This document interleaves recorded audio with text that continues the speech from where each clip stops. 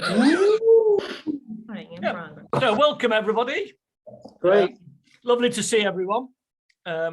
Today would have been our dad's grandfather's 100th birthday.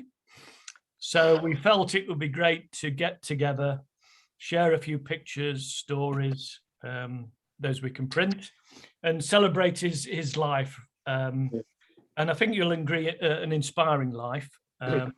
So get a drink if you haven't got one. We've got a cake for later as well. Get some nibbles. I've got pineapple and cheese. And let's begin. So right. Bear with me while I get the tech right. Fantastic. So can everybody see that? Yep. Yep. Okay. So as I say, would have been Dad's 100th birthday today. So where shall we begin? At the beginning, I suppose. So he was born, obviously, 11th of February 1922, and they lived in Martin Street in Sheffield. Andy and Rich, do you want to say anything? This is 1902, so it's a bit before Dad was born, but it shows you what kind of place it was and the kind of people that lived there. We don't know what these lads are doing with shovels. I said burying a few bodies, but... Not that, maybe, yeah. So it's quite a pretty poor part of town, let's put it that way. Yeah, the poorest to get in Sheffield, really. Yeah, okay. So this is his family at one stage. It's missing Auntie Jean. She came much later. But this is in essence his mum and dad and his brothers. So Dad on the left. Yeah. Uncle Bill on the right, and Uncle Mick is the little one. And Anna's. Yeah. A little young. I agree with it, and Anna's. Oh, it's family, yeah. Mm. How old is he there? About 6 or 7, something like that? This one, yeah. That's 7 or 8, maybe. So this is a picture outside Martin Street with his dad. Right. This is one of my favourite pictures of Dad there. Doesn't he look happy with his own dad there? It looks like he's reading a comic or something, doesn't it? The picture that he's got, Dad's on the right there. It's like a little comic or something that he's got. That he's really enjoying reading, and his own dad, and all the rest of it on the left-hand side. Granddad was called Ted, and Dad was called Teddy. Yeah. Great name. And his father was a brewery delivery driver, wasn't he? That's right, yeah. And in a pop and stuff like that. Always used to have a few drinks at each delivery. I think so. And Dad helped him out, didn't he? Yeah. That's a picture of Dad at school. That's him in the middle. He's the only one in the whole of the group with a tie on. And the only one who looks really healthy, actually. If you look at his face, he looks well fed and well looked after. But the rest of the class, all 42 of them, it was at Crooksmoor School to begin with, and it went to St Matthias School and left at the age of 14. He was 14 when he left. But the other children in the rest of the class look really ill. They look malnourished. Oh dear. I think the school can't have been one of the better schools in Sheffield. It could be alive, huh? Yeah. Very deprived type of... The girl next to him was a friend of his. I think that girl was his girlfriend, I think, at the time. I know he used to say that some of the teachers had been in the army and they were suffering from shell shock. So if they ever started to cane a boy, they just went berserk, and other teachers from the other rooms had to be dragged in to take the teachers off the pupils, because they were just going berserk with them. But he attended. He got a fantastic attendance record. He used to get attendance certificates. Got in front of me here. He attended every day for the school term 1936. And here's his leaving report. Edward B. Freeman has attended the school since January 1935. This is from St Matthias.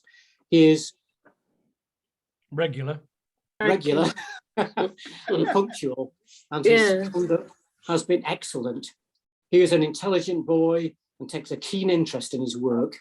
I've always found him willing, honest and truthful, and can recommend him with confidence. So obviously Dad valued education really highly.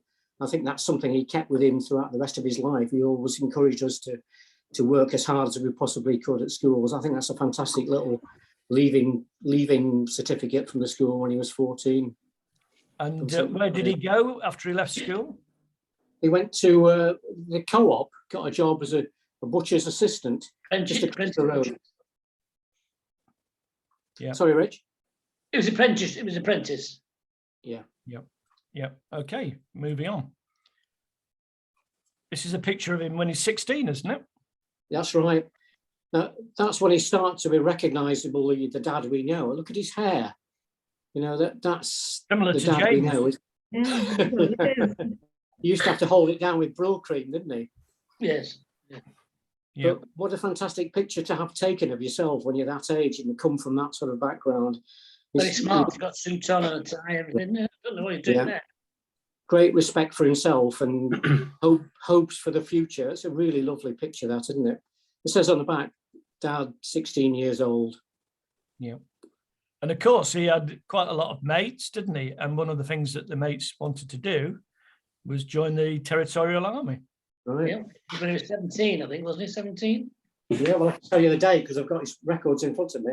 It was the 3rd of May, 1935.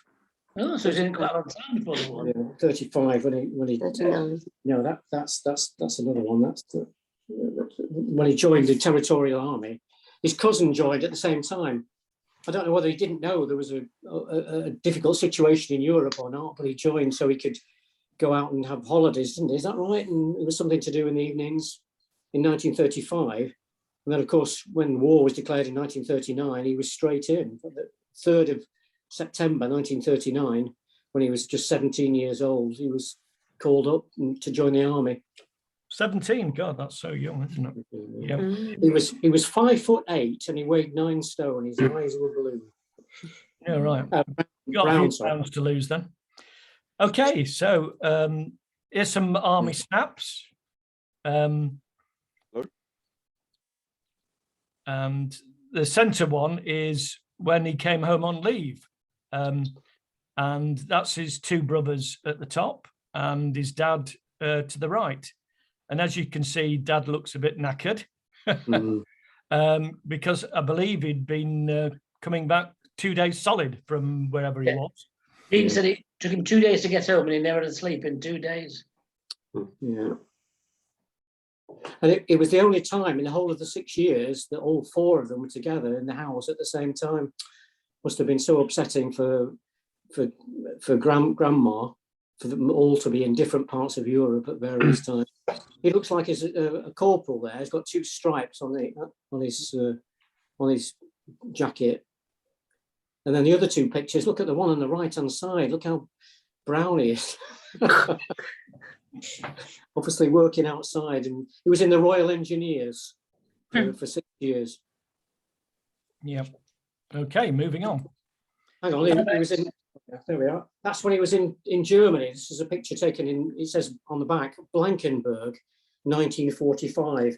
He went to Germany on the 29th of June, 1944. And he was in Germany for nearly 2 years, just straight after the war. That's him just on the right-hand side next to the chap there who's sitting there with a fag. He's still only 23, 24 years old, so he's still quite young, crikey. We were all at university and what have you, doing various things, and he was experiencing how dreadful Germany was at the end of the Second World War. Was there a rumour he was involved in concentration camps, Chris or Rich? I think he never said anything to me. Yeah, Mum told me he was. He never talked about it, but he was helped clearing them up. After the war. So that was quite upsetting for him, apparently. Grandma said he was in a state when he came back from the war. I can imagine. He was virtually alcoholic when he came back, wasn't he? Well, he drank a lot, apparently. Yeah, so Grandma had to wean him off the booze. I think everybody did. If you go into a situation like that and seeing the sort of things he must have seen, it must have been quite a horrible experience for him. It quite affects him quite badly, I believe. Yeah. He also had the trauma, didn't he? He went with his men to a training thing about landmines. He got called back to the depot, and the rest of them got blown up by the landmine went off because the trainer had did the wrong thing. So quite a few of his mates and colleagues were killed at that training event. No, I didn't know that one. Yeah. I didn't know that either. Oh, dear. Yeah, so that must have had a trauma on him. Okay, so moving on. Oh, hang on. Times? Before you move on, I've got his when he left the army. This is what the his final report on the army before in 1946, 29th of May. This is what his commanding officer said about him: an excellent worker, conscientious, thoroughly reliable, and keen to give of his best at all times. He is most capable and always willing to accept responsibility.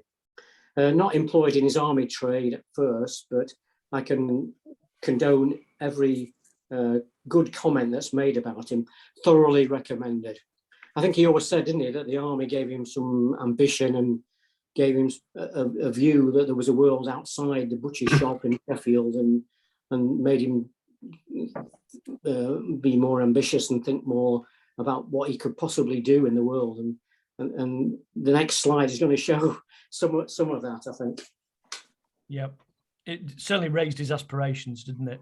I think it was seeing what the officers did and other things that really opened his eyes, I think. Yes, happier times. Yeah. Rich, Mum's Vale, you got a story? Have I got a story about what? Mum's Vale. No, I don't know nothing about Mum's Vale. Oh, you can't see it in the picture. Chris knows, doesn't she? Didn't he? Yeah, Mum was just disappointed that she had this lovely white veil above her head, and because of the white background, it never came out in any of the pictures. Oh, yeah. But they met, didn't they, at a children's birthday party. Dad didn't know it was a children's birthday party, but he'd been invited. He was invited by his friend to go to this party because Dad's friend knew that Mum was going to be there, and he fancied her and he wanted to go with somebody, chat her up. Of course, it didn't go to plan, and Dad moved in and Walked home. If you see the next photo, Yep. when it comes, they didn't fall out because he was the best man. He's at the back there on the right. Some of the knife behind the thing like that. Yeah. And who are the others in the picture then? Obviously, I think probably the only, well, who knows, potentially the only person still alive, well, is obviously Auntie Jean there. Yeah. We know him anyway. Yeah. We think that girl is the daughter of Mum's brother who died, who got electrocuted during the war. Who we didn't really see. I never really met her, I don't think. No. I can't think of her name. Does anybody know her name? Yeah, I know. It's Pat Wall. She's called Pat Wall. Pat. Yeah. She's our cousin, my cousin then, our cousin. And we can see the two great-grandmothers there, Grandma Alice and Grandma, what was... we used to call her Grandma Freeman. Yeah. Lily. She was called Lily. Lily Pretoria. That's right.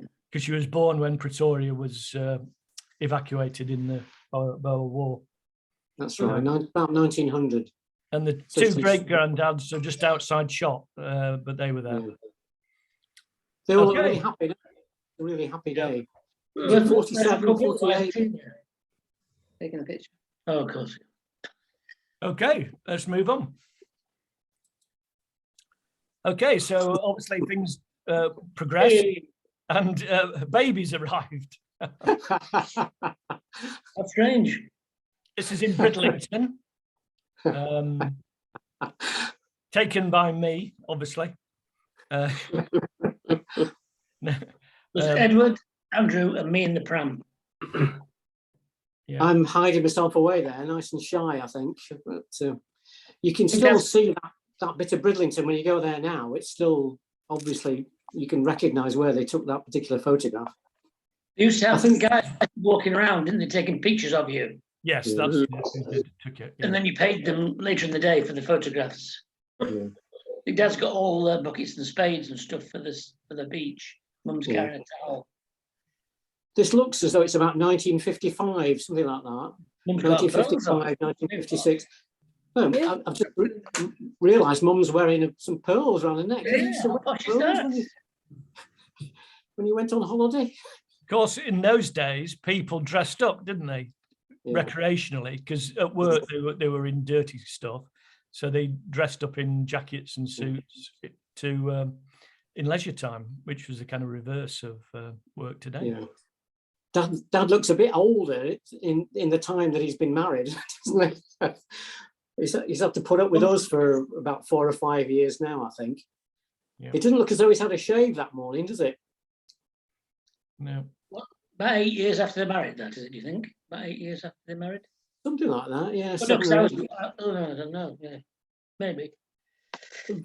I think perhaps we stayed at Miss Chadwick's. You remember us talking about Miss Chadwick? Where can you see this book, Chris? Are you able to? No, it doesn't matter. Yeah, we saw the bottom of it. Did you see? Yeah. You cut the head off. Right. You're trying to get some sales, is that why you push it? Still buy this on eBay. You can still buy it on eBay, I think. Yeah. If you read about the Freeman family. But Dad always used to have a really heavy beard, didn't he? Yes. Like desperate down type beard. I remember he used to have great fun in rubbing up against us, didn't he, and making us wince really about how rough it was. It looks like he's. He don't like us. He used to shave regularly, I think every day more or less. Yeah, yeah. Okay, moving on. This is a picture of outside where they moved from Martin Street, which was Clarence Street, which was a courtyard complex. So probably a shared toilet to begin with. Yeah, it was outside, yeah. About 5 or 6 properties, and there was a courtyard out the front. And it was a kind of 2 up, 2 down. And this is a photo of his mum, his 2 brothers, and Auntie Jean on a presumably weekend. Yeah. And they lived there from about the mid-1930s to the 70s. I think they lived in that house for about 40 years. I think the boys slept in the attic, didn't they? Grandma had one room. Dean had the other room, and then they slept up in the attic. Yeah, the boys all together. They still weren't really well off. He often talks about having to use jam jars, didn't he? They drank their tea out of jam jars, and bed bugs upstairs. You had to kill the bed bugs before going to sleep at night. So, yeah, Clarence Street, near the football ground, wasn't it? Mm. Later, we used to park the car on Clarence Lane and just walk across. It was about half a mile to Bramall Lane football ground to go and watch the football, didn't we?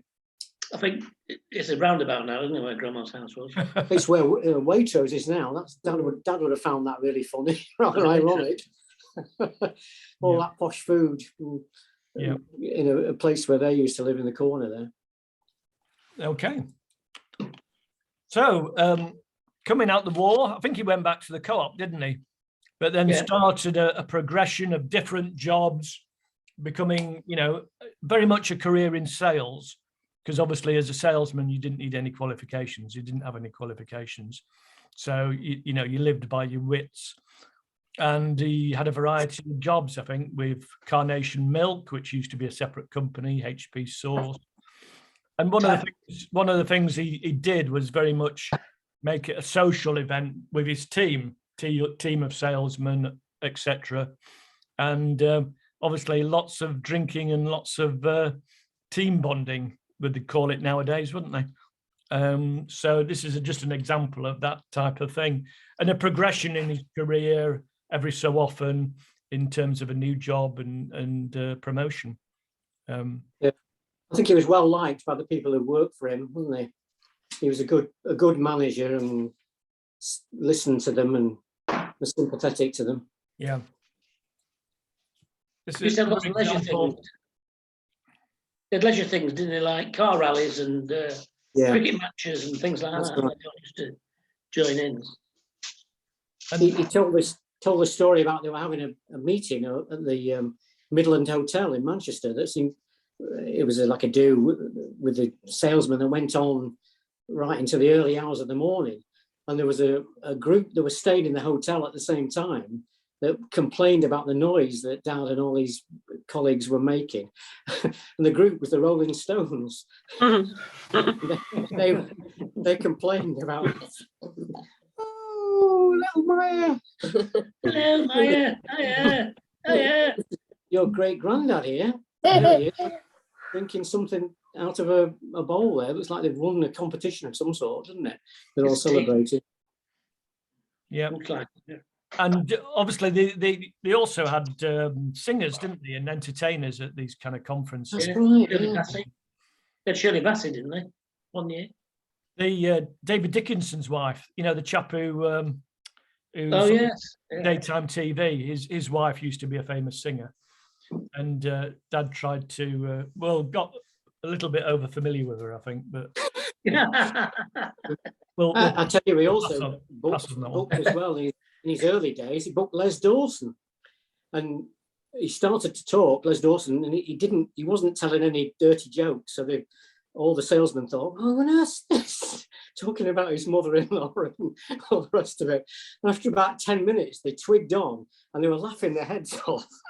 But in the young Les Dawson's early career, I thought that's a really good story. Didn't they have Ken Dodd as well once? I think they had Ken Dodd, didn't they? Ken Dodd. Because they paid him cash, apparently. He didn't want In a mattress. cash in hand. Okay, let's moving on. I always like this photo. This is London, and is kind of all his managers and other things. He's at the head of the table, and this was quite an exotic club in London that had crocodiles behind them in water, it's just a nice photo, I think, in terms of the type of dues. They always used to be going to dues, didn't they? And Yeah. associated with work. Just shows you how important he was. Doesn't it? He's in charge of this particular group. They look like the people who work for him. He's organised it all. Crikey, it's Was quite it an 1960s, is it? 60s, isn't it? That's Mum You next can to tell it. by the shortness of the skirts, can't you? Really? Yes. Yeah. There's Mum Mum. looking very glamorous there. She looks a bit like, I don't know who she looks like. Alma Kogan or something like that. Yes. Look that one up, kids. That reference. Okay, moving on. This is one of their do's. He always used to come home with some hats, didn't he? I believe. In terms That's of, right. Yeah.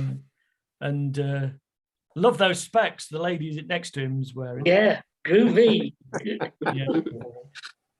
We're going to get kicked out in 10 minutes, but all you have to do is click on the link again, and we'll back in. We'll definitely finish before 8 o'clock. But if Can we just check all the younger generation are all still awake? Everybody's still awake? Just shout out, yes, please. Yes. Dan's still there. I think Laura's friends arrived, so they think they've gone for a Chinese. Yeah. Okay. Take Oh, Hello. Hello. Okay. I'm bored Yeah, of great. death, have we? great granddad. Okay, moving on. That's just another thing of one of his conferences, salesmen's conferences that he took and headed up. And What's granddad? It looks like he's going to set his sights on Scotland. Blow them up. He was a very articulate bloke, wasn't he? He used to practice these things quite often. Yeah. These talks and things. But to say he hadn't got any academic qualifications at all, he got no GCSEs or O levels or anything. He's probably the most intelligent bloke I've ever met. Really, he was smart, wasn't he? Canny. smart. Yeah, I knew what I was doing. He looks like he's about to give him a rollick in there, doesn't he? You must I do think- better. Must More do sausages sold. better. Yeah. Yep. Okay. Yeah, this is a picture of me without the beard. And Dad kind of giving me a kiss. I think it's the only picture we've got of him holding brothers. What did you say? I think you need to go and visit a barber there, Chris. Your hair looks a bit wild. Receding hairline. I've still got that, haven't I? That bit there that goes up. Yeah, lovely wallpaper there. Lovely wallpaper. Yeah. I can see what he's doing, Chris. He's rubbing his stubble against you. No. When I saw that picture, I felt really jealous. You know, he was he wasn't a demonstrative bloke, wasn't he? He didn't. Blokes didn't in the 50s and 60s put their arm around you, did they? They didn't do that. I don't think he got much love in that when he was little from his dad and everything. So that's probably why. No. But he showed us plenty of love in a different way, didn't he? Yes, he did. That's Yeah. really that's a nice picture. That Laura just sent me a message. She's actually listening to us, but she's having a tea. So she said that you probably don't want to watch her eating. So, but she's listening in. So you're still there. That looks like one of those parties we used to have, New Year's Eve parties, doesn't it? There's the budgerigar behind. Budgerigar, that's right. And that wallpaper is coming back in, isn't it? A new type of wallpaper. We came down one morning and the gas, was it the gas fire or something had set fire to the room, kill the budgie? Oh, that's a story when Dad wasn't there. Yeah, Dad was often away, wasn't he, when we were younger, back in the 50s. He was away working, and one evening, Mum, not the gas fire, the paraffin heater, she left the wick on by mistake, and we woke up in the morning, went downstairs, and the whole room was just covered in black dust, wasn't it, and darkness. God, I think it's a wonder we weren't all burnt to death really by it. And the poor old budgie was dead. He was I can't remember his name, but he was gasping for breath at the bottom of the cave. It was called Pip. Pip, was it Pip? Yes. Swish and splash with the goldfish, weren't they? Pip was the goldfish. That was the names. Nice picture, that, Chris. Yeah. Okay, so this is a move to Bramhall with promotion with Walls. So he left for Sheffield, and we moved all the way to Bramhall, south of Manchester, in the early 1960s. And Dad had an injury, didn't he, to his leg? No, he had his appendix out. Oh, right. Okay. Yeah. And what happened? Well, he didn't drive the car for however long it was, and a bird made its nest in the Its legs. This is a press photograph, because the It was in the paper, wasn't it? It was in the paper, yeah. Paper came The down. front page news in those days. And Bird built desk. a different car. type of bird in the car. Yes. That was Ogden Road, wasn't it? We lived in Ogden Road in Bramhall. Yeah. Oh, that was a big move, wasn't it? From That was the Sheffield first to house. Bramhall.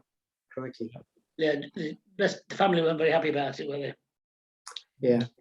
They didn't But then really want it to eventually everybody moved from Sheffield. So holidays, certainly in the 60s and 60s probably, was a lot of camping, wasn't there, with the family? And Andy, as you can see at the back, liked to dress up in his scuba gear. It's designer glasses. Designer glasses.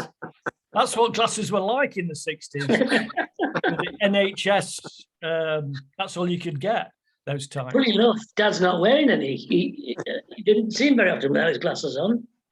No. And that was really a cheerful mood there, wasn't it? That was cheerful. I think we're playing crib, aren't we? Something like that. Looks like it, doesn't it? This is obviously Edward in the foreground, Rich, and I think that's my hair sticking out from behind Rich. Yeah, we can't remember who won that game, but they took us all over, didn't they, Mum and Dad? They took us over to we went to Wales, went to Norfolk, London. We went to London a couple of times. Didn't we? Oh, Chertsey. We stayed at Chertsey, didn't we? Chertsey, that's right. Yeah. Yeah.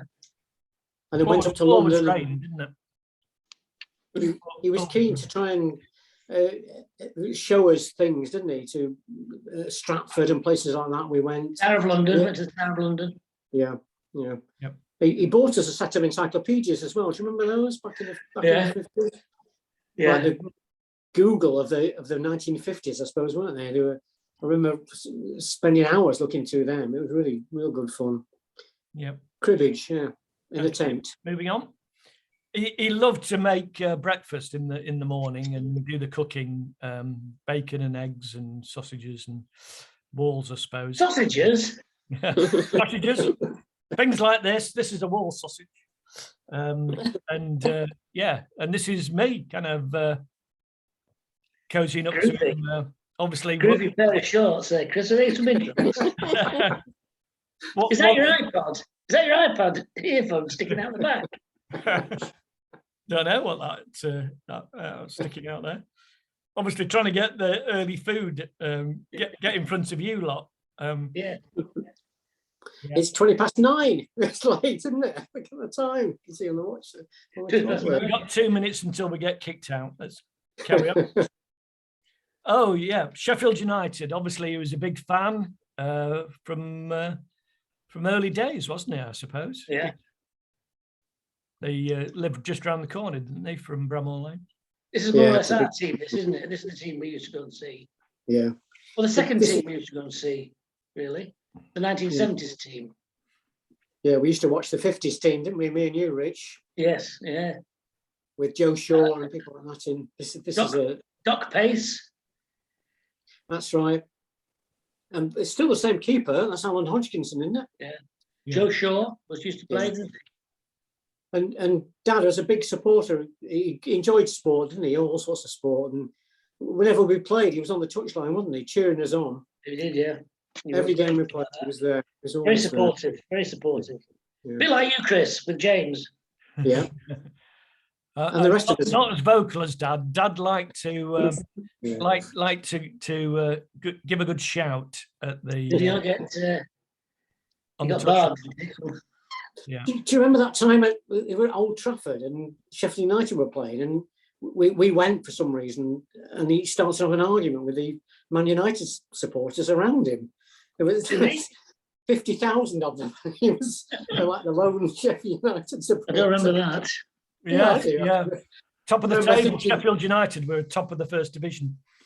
We've got less than 1 minute, so if we get kicked out, get yourself a drink, and we'll come back in 2 or 3 minutes. If we, I'll stop sharing actually before we get kicked out, and then. Hi, Lars, you back? Yeah. So. Okay. Yeah. A bit then. Yeah, get a drink and a sausage and a piece of pineapple and cheese. What do we need to do again, Chris? We need to just click on the same link. Dad used to like his cheese and crackers. It's on the Satini, he did cheese and crackers watching the telly. Just click on the same link and we'll be back. Brilliant. Yep. See you in a bit. Right, cheers. Yeah. Cheers. Oh, where's he gone now?